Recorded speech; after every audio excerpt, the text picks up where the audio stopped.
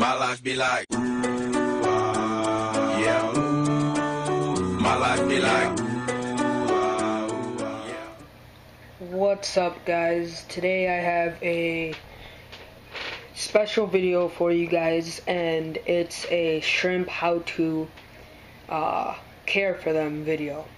So I'm gonna start off with pretty much everything you need to know and all the things I thought about and had to look hard to find on the internet. So look at all these snails and crap I have on the glass now. But anyways, before I get off track, I'm gonna start off with parameters. Parameters on this shrimp tank, or for shrimp tank, should be anywhere from 6.7 to 7.6. They don't really mind it too much, and it's not a very big factor. Hardness and all that doesn't really play too much of a role. They like it neutral, but they accept a really wide variety. And as for breeding, to start talking about breeding temperatures, shrimp generally like to have 75 to 78.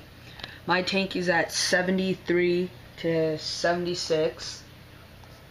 And when you're at the store, you're trying to figure out which one's male and which one's female.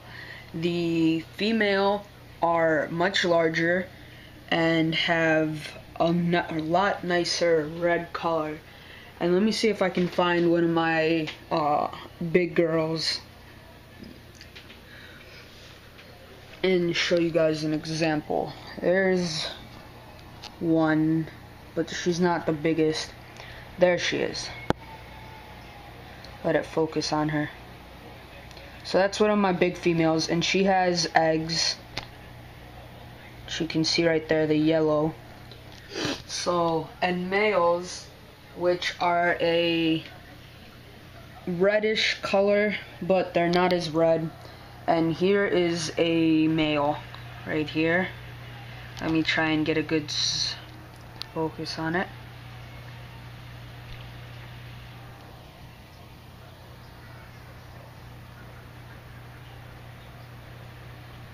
It's on macro and it doesn't want to focus. Here's another one. Maybe you'll focus on this one.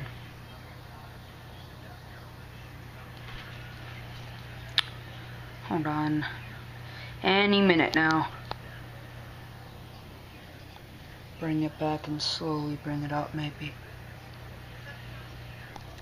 No, don't want to focus. There's one too.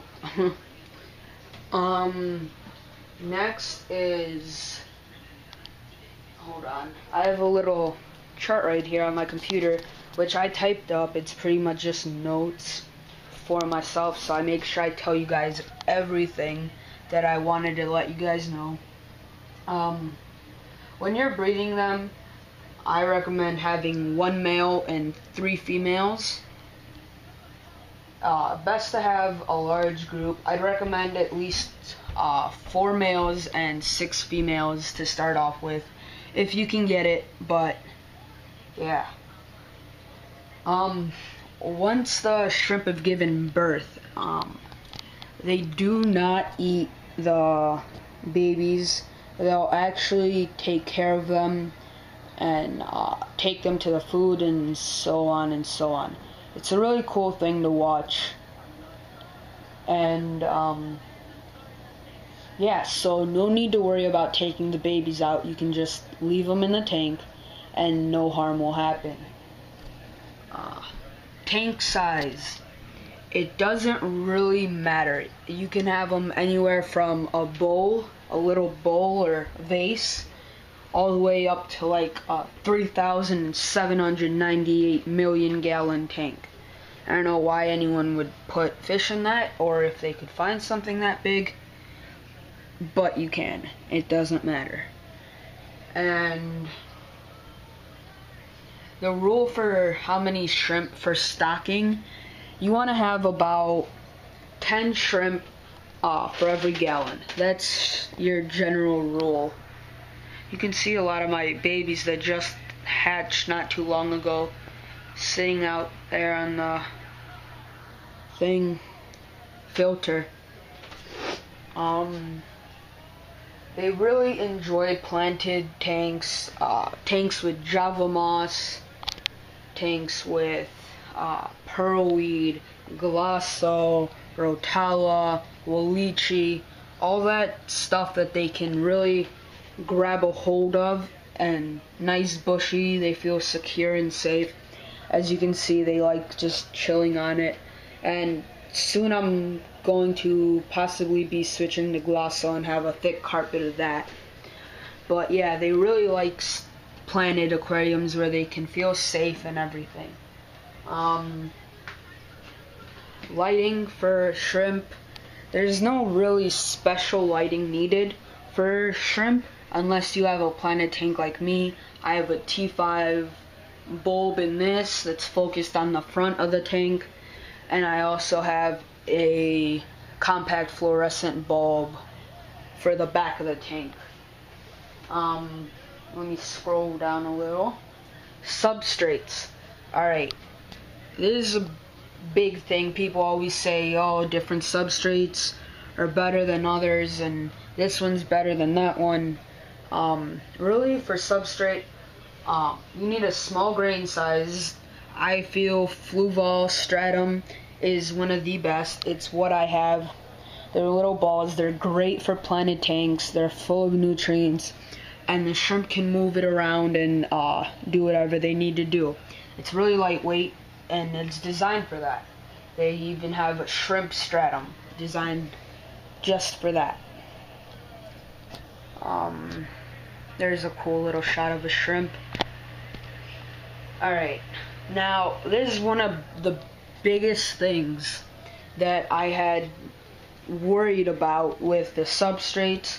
I was reading that Fluval Stratum is not good with shrimp because it's heavy or something, and when they bury something like that, the eggs don't make it. And I always thought that the shrimp would go under the substrate and just make a little house or something down there, give birth, care for them, and then once they're old enough, come out.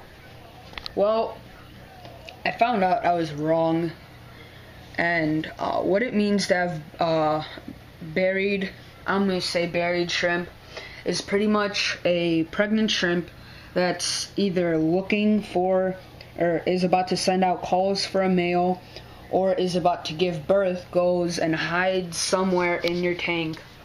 For me, I've noticed that they like to hide under this little piece of wood. There's a little like cave where they like to go, or they're in the back of this rotala or the walichi. This tank is really heavily planted, so they can pretty much bury anywhere and feel comfortable. But yeah, so that's what it means to have buried shrimp. Alright, and another thing is the shrimp shed their exoskeleton. And what that is, and I know I had one a couple days ago. I don't know if they ate it or what, but if I can find one for you guys, I'll show you. But all it is pretty much a white shell of the shrimp, kind of like see-through-ish. And that's a really good sign, guys. If you get a lot of that, look how many shrimp I have there. This is all from my new batch.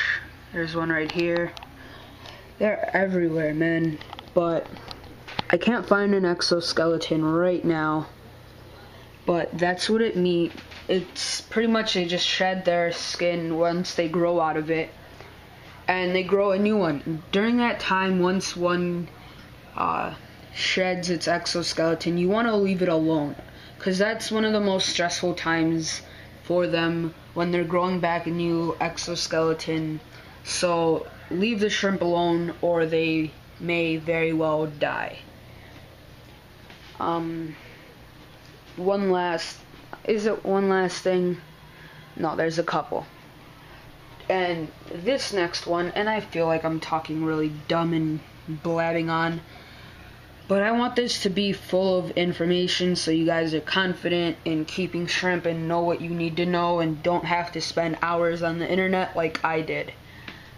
So a little tip I've noticed with shrimp is once you have pregnant shrimp like this one with eggs and my many others, you don't really want to mess around with the tank too much because that can cause stress and she will either have a miscarriage or the female will die.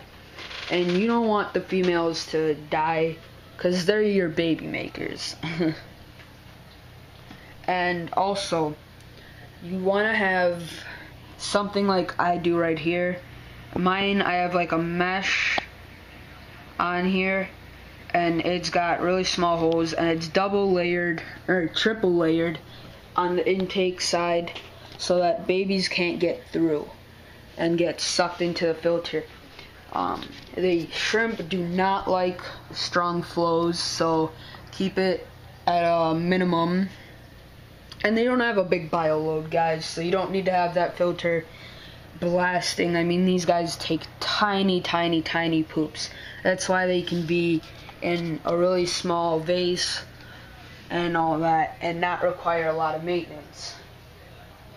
And that is about it, guys.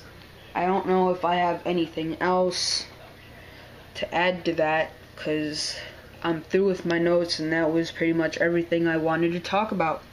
So thanks, guys. Sorry for the 11-minute long shrimp care video, but if you found this video interesting or helpful, please comment, rate, subscribe, and even favorite it. That'd be great, guys. So, see ya. Yeah.